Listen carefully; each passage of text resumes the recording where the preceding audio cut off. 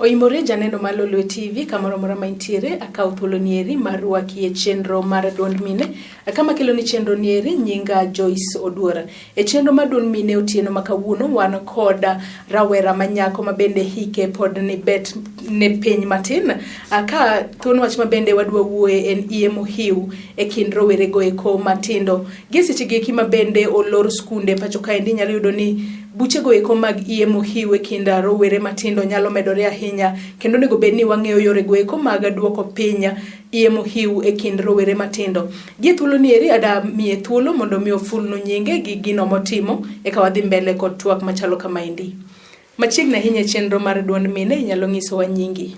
Erokamano, nyinga Sophie Sao an mentor mar nyithindo manyiri kaachiel kod nyithindo majowuoyi. Watimo puonjruok kod nyithindo manyiri ewi weche mag iye Mohiu achiel kuma wadwa wuoyeni somo to kod weche mamoko ma nie ngima mar joma tindo. Machiegni ahinya e chenro mar Duond mine otieno makawuono. Sophie kinyalo nyiso ane ka wachako twak machalo kamaendi iye Mohiu kata teenage pregnancy tiende nang'o? Ich Mohiu en ich ma nyathi manyako yudo kata gamo kapok ochopo e higa mar bedo ng'ama duong'. Ng'ama duong' gi chik en ng'ama ike osechopo higa 18 kadhi mbele. Yes. Koro nyathi ma ike pok ochopo 18 koyudo ich to mano waluongo ni ich Mohiu. Yes. Kaka jalno ma tiego kata mentor nyithindo go eko ma yawuoyi kaachiel gi manyiri e weche gi mag iye Mohiu. Gigo eko ma useyudo ni en ang'o ma thoro kelo iye Mohiu e kinde nyithindo manyiri matindo? Iye Mohiu, gima kelo iye Mohiu sana en chana. Kalose chan kamatin, iyudo ni nyathini owuok e background moro ma ok ber ahinya. Ma samoro janyuol ne ok nyal kata nyalo miye gigo monego bed no bedogo kaka nyathi manyako. For example, ok onyal afford sanitary towel kaka dwarore, ok onyal afford samoro kata mana lewni moko ma nyithindo manyiri dwaro kowuok e fashion gi. Iyudo ka jowete ne orwakore maler kata ka gidhi e chiro kamoro to en aina kanyo. Koro biro chune kaka nyathi manyako kata mondo o outsource kata oyud gigo e kuonde machielo, kuonde mopogore opogore. To yudo ka e kindego kata sechego onyalo poka ogamo kata thothne inyalo yudo ni gik miwacho ni nyithindo manyiri gi okoso obed lewni obed taulo mag ria kata sanitary towels ginyalo yudo kuom jogo machuo ma take advantage kodgi mondo mi omigi gi kose nang'o. Ng'enyne to mane gima timore. Sama janyuol osebedo ni ok onyal yudo mano to nyathi manyako ni taulo mag riano bende nyaka otigo en gima ochuno. Koro chune no dhi kata ir boyfriend moro ma en go kata ng'ato dhi wuonde gweng' kanyo kata mana ja apiko dhi wuonde miye siling 200 moro to nindo kode to ichoneno. Nikech tindo bende gitindo okia ni katimo kama to mai gimo nego bed natimo mondo ageng' ich ineno. Manen kopogore gi chan kata dhier be nitiere gino machielo ma thoro kelo iye Mohiu e kind rowere matindo? Gima nyalo wacho machielo en aluora ma nyathi odake. Yudo ka samoro nyathini en nyathi makich odak kata gi dagi to dayo en tekone osedok piny ok onyal miyo nyathini chik makare kata ok onyal bedo moro mager mar kwero nyathini kik itim kama. Koro nyathini en thuolo mar timo gima odwaro. Kodwa nindo oko onindo oko ng'ama kwere onge. Kodwa dhi bayo odhi bayo to ng'ama kwere onge. Samoro dak e alwora moro ma ji are very careless. Yani ok gidwa ng'iyo ni nyathi ng'ane ni dhi marach we wachoge. Giwewe nyathi fwa. Mano bende nyalo miyo nyathi yudo ich. Nyathi matin. Moro machielo manyalo miyo nyathi yudo ich. Machielo nyalo wacho bende jogo ma onego bed ni take responsibility mar nyathini kaka jopuonj, chiefe, religious leaders bende ok gimiyo nyithindo puonj makare kata ratiro yo makare monego bed ni giluwo gi nyithindo. Yani gimoro kizungu wacho ni sex education. Sex education yo kendo responsibility mar jopuonj school kende kata jonyuol kende. En gima onego bed ni kata kata wan kaka mentors moko manoko ka en gima watimo ne nyithindo gi every now and then something ni shy away from that topic to nyathini will go astray to ko go astray gimonge o go astray kuom kia koro wan bende joma society osem miyo role mar taking care of girl child kod boy child let us do our role appropriately puonj nyathini kwer nyathini gima what call a spade kwera ni kinindo gi ng'ani tibro yudo ich ibo yudo ka nyathini kata kodhi nindo gi ng'ato to odikore odok chien gigo te misewacho ni thoro kelo iye Mohiu ekind nyithindo matindo iparo ni nitiere ng'ano monego bed ni seyo kata monego bed ni bedo blamed kapo ni nyathi okier boyudo ich to en ng'ama monego bed ni seyo maduong' e seche ma bende nyathi manyako mapod nitiere skul omako ich ng'amiseyo maduong' ka en nyathi owuon nyathi momako ich no en monego bed ni seye kabisa kata kapok idhir janyuol kata joma moko go nyathi moyudo ich to kod jalno momiye ich sorry nikech iyudo ka ng'enyne nyithi skul gi kata nyithindo mapotindo imiyo gi ich gi chuo madongo tin a very small percentage miyudo ka omiyo ich nyithindo matindo gin giwegi koro nyathi manyako onego bed no ng'eyo ni body mare kata ngima mare is her own personal responsibility koro gini ka wadwa ni mondo wakete kikomo kata mondo wa control nyathi manyako nyaka ng'e ni her body is her own responsibility is the biggest victim kai to be blamed unless ni ne en rape ma is criminal ka en gima otimore atima winjruok gi ji ariyo to nyathi manyako ni is the first person to be blamed kata kapok wadhi janyuol kata i jopuonj kata i joma moko Namba 2 joma wanyalo blame en jonyuol niche jonyuol moko modak gi nyithindo en owacho ni nyathi kosechope secondary kata nyathi kose gike adolescent stage machakore class 6 7 kae ni nyathino koro duong' okonyal chwado okonyal chiko en owel wet nono kata weni piny biro puonji to sami we nyathini e lwet piny ni mondo piny puonji to piny biro puonjo ni adier piny biro miyo ni go ich koro janyuol nyathi owuon kaachiel kod jok mamoko manasewacho ka ma society omiyo role ogocho ni ng'ato nyaka yiere ni Joyce in koro adwa ni puonj nyithindo take that responsibility ng'iyane nyathi otieno ni ketane mondo bedane kaka koro nyathini ineno ka nyathi otieno kalo etie dala ni dhi etho tiling'aling'a nikech en nyathi otieno ken nyathini wacho ni ano ka bi wuoye nyathi ng'ane ok en mara wada no wangi mana meka nyithindo gi gin nyithindo ate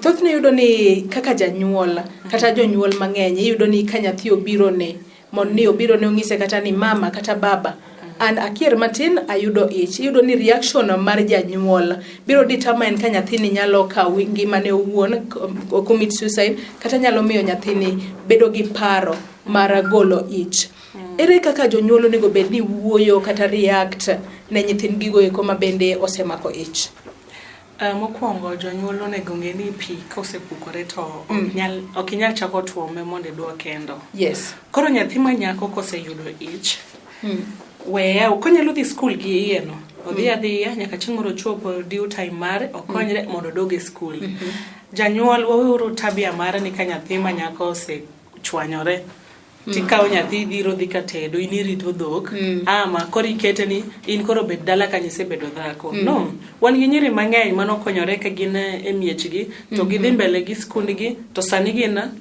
people to be talked about in the society koro nyuol mar nyathi manyako en kaka kierruok opogore kod goruok piny nyathi moro amora manyako mosechwanyore monyuol kata manigi ich tinga ich nino dhi mbele gi ngimani ich ok en tuo ema nyalo keto ng'ato piny chen gima ko gik dweche 9 tinyuolo and you continue with your life erokamano we wakaw yoyo matin kae to biro duogo ajaneno mar Lolwe TV wabiro kaw yoyo matin kae to biro duogo e tielo mar ariyo mar chenro nieri mar duond mine aka studio mar otieno makawuono wan kod nyadendi Sophie Sau ma bende en mentor ne nyithindo go eko manyiri kaachiel kod mago eko mag yawuoyi e yore mopogore opogore obed weche go eko mag somo kaachiel kod weche go eko mag tiego gi ewi geng'o iye Mohiu ka bende iwinjo ka Sophie wacho kanyo ende ni jonyuol onego bed ni kawo ting' mar puonjo nyithinde gi e weche go eko mag terruok mondo mi kik giketh ngimagi kata onego bed ni ging'eyo gino ma gitimo seche duto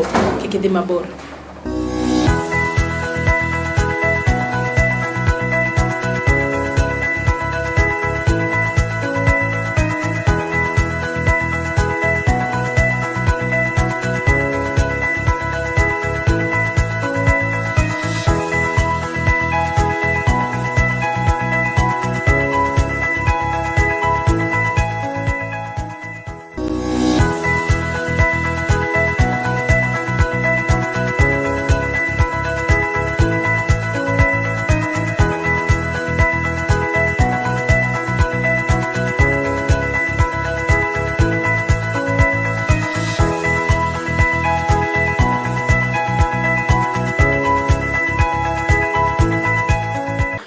Machiegni kendo e tielo mar ariyo mar chenro ni eri mar duond mine kama kelo ni chenro ni nyinga Joyce Oduor e studio mar otieno makawuono wan kod nyadendi Sophie Sao mabende en mentor ne nyithindo goeko manyiri ka achiel kod jogo eko nyithindo goeko machuo ka thuon wach mabende wawuoye otieno makawuono en Mohiu ekind rowere goeko matindo. Akawa dhi mbele kod twak machalo kama endi Sophie inyalo ng'isa ni iyudo ni thothne ka nyathi manyako mako ich nyathi manyako ni kende ema kawo ting' mar ijni teto nyathi ma wuoyi chaendo ngimane dhi mbele be nitiere yore goeko mabende nyithindo ma yawuoyi gi eki onego bed ni puonjo gi godo mondo mi kik gidonje terruok ka gikia gino ma nyalo wuok mbele mondo kik giketh ngima nyathi manyako. Seche mang'eny ka owuoge gi nyithindo manyiri to wadwaro ga ni nyithindo ma yawuoyi bende bedo kodwa kanyo. Mokwongo nyathi ma wuoyi onego bed ni there are consequences to everything magitimo. Yes. Samidhi kawo nyar ng'ati dhi nindo godo ni. Ng'eni gimoro amora mo result out of that pregnancy. In bende ibiro kawo consequence. Koro nyithindo ma jowuoyi bende wanyiso ga. Onge tiende iteri gi nyathi ng'ato ma pod tin idwa miye ich imbe ibiro bedo gi stress e gweng nyingi ibiro kethore e gweng nikech nyithindo minyuole gwenge to ji ong'e wuone gi obvious. Koro imbe winjo kata kiwacho ni nyathine to chal gi wuod ng'ane. Koro nyathi ma wuoyi bende onego obed okaw responsibility ne actions mare. Terruok machon ok en gima ber. Terruok gi kapod utindo ok en gima ber. Mano e gima wakoro ga nyithindo ma yawuoyi nikech sami seketho ne nyathi ng'ato skul iyudo ka nyiri mang'eny dong dala tok nyuol nyathi ma wuoyi to dhi mbele gi skul. In idwa winjo nade ka nyar ng'ato ngimane okethore nikech ni miye ich to in to nyathini ni kachacha to ngimani to dhi mbele ma in most cases to gikony ga kata nyithindogo kata mana in future ok gikony ga kata nyithindogo. Koro nyathi ma wuoyi ng'e ni you will take responsibility of your actions. Early sex ok en gima ber. Sex is there. Kata mana de ma jo 17 teke magionge go. Koro en gima ok rum pod obiro bedo kanyo. It is something ma is nice when it's done ka you are at peace. You have your money. You have in gi pesa ni iseromo igni ma onge police ma bro laure kod ye gweng kata chief ma bro chwadi ye gweng nyathi ng'ato mibro miyo ich bende onge. Ka wadhi mbele kod twaka Sophie yudo ni e piny masani olokore. Nyithindo masani luongo ni gin digital. Ging'eyo kila kitu gik moko be ginene mbui. Be paro ni en okang' maber mar janyuola kata kawo nyathine mondo mi otere yore goeko mag family planning mageng'o mako ich kata ong'ise no tigi raboyunga kose ere yo makare ma janyuol onego wuogi nyathine mondo omi owere gi weche mag terruok oket pache somo ahinya to seche gi eki mabende olor skunde pacho kaendi.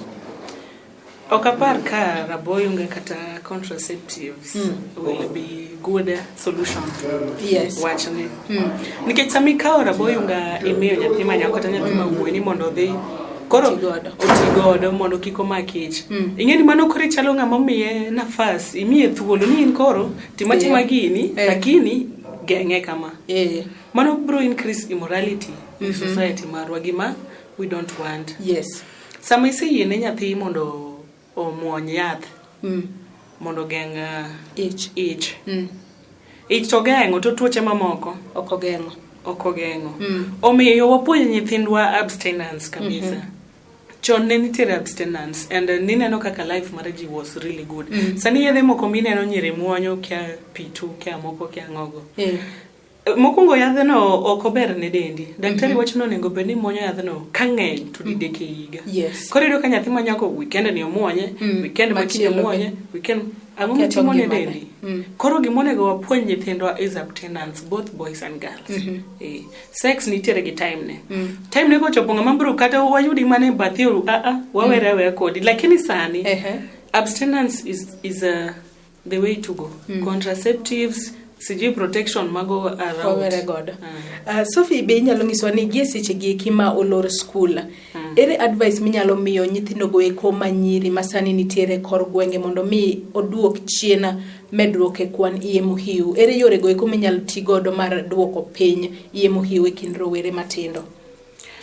Rowere matindo gima nyalo nyiso gi sani ni gin gi ngima mar dak nyaka kiny. Kizungu wacho ni you have a future to take care of. Yes. Koro sama idwa ketho ngimani nikech ogoli e skul, uloro, corona, idwa kawo dakika 2, iringi nindo gi wuod ng'ato, iseduogo, iseyudo. Dakika 2 only should not maybe ketho future mari. Dakika 2 kende kik ketho ngimani mabiro. Pod in gi future kaka ng'ama tin, pod wadwari mondo ibed daktari, pod wadwani ibed japuonj, pod wadwani ibed pilot, wadwani ibed journalist. Koro dakika 2 kende. Nikech ich to be kata 1 second 2 to ich osedonjo. Kik dakika 2 mi keth future mari kaka ng'ama tin kata ng'ama wuon. Nikech wacho ni gini affect both boys and girls. Yes. Anyalo wacho ni kik dakika 2 kata second achiel mi iketh ngimani. Engage activities ma buildi kaka ng'ama nyako kata ma buildi kaka ng'ama wuoyi. Kony janyuol ni dala, tije magot, kik wiyi wil gi book. Yes, wan gi social life, wan gi football, ng'ato nyalo dhi tugo. Yani engage in activity ma ok mi paro moko maricho mag terruok. Kasto gimoro bende mana yudo makelo ich mar nyithindo manyiri ma wiye no wilgo. Nitie group moro e alwora modak iluongo ni jo pikipiki. Yes. Jo pikipiki ketho ngima nyithindo sana. Kendo sama osemiyo nyathini ich tene moger makata ini berberi. Koro ok gite mana moko. Koro jo pikipiki kikugura na wacho ni un. Moko. Nitie moko ma they don't care. En okawo nyathi ng'ato ma jaklas 7 mako go siep. Onindogo. To nyathini tonge gi right mental state mar ng'eyo ni what I'm doing is right kata is wrong. Yes. Koro jo pik, un bende un jonyuol, kata ok un janyuol, your future parents.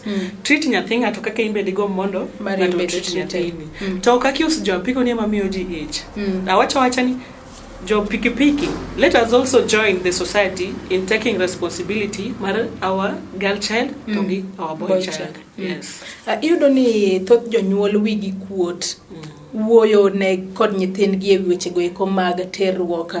Ere kaka janyuol onego bedni chako wacho weche machalo kamaendi gi nyithinde manyiri, to onego bedni kaber, onego bedni weche go onego bedni chako ng'is nyathi manyako ko jahigni adi? Wach mar kwero nyathi kata wuo gi nyathi on terruok. To en gima kaber to nyathini kosechako bedo donjo adolescence. Ka en stage moro monyalo bedo sexually active. Ko donjo class 6 abiro kama. To ichako nyise. Of course ibiro puonji e school. To in be kaka janyuol isiro ne wach no. Ikwera ni aneni katinde in gi ing'iyo gi wuod ng'ane ni. To ing'eni gima kama kutimo. To gima kama biro timore. Inyalo kata tiyo ne gi ngero moro. Kati kwera live and direct. Kata samoro ma ulogo zande gi nyari kata utedo kode jikon. Tiseni atieno tinde aneni ka isechako gima kama. Aneni kidwa ng'iyo gi wuod ng'ane kama. To ng'e ni wuod ng'ane no kitemo to icheme ema donjo. Koro jonyuol don't shy away from discussing gi nyithindo.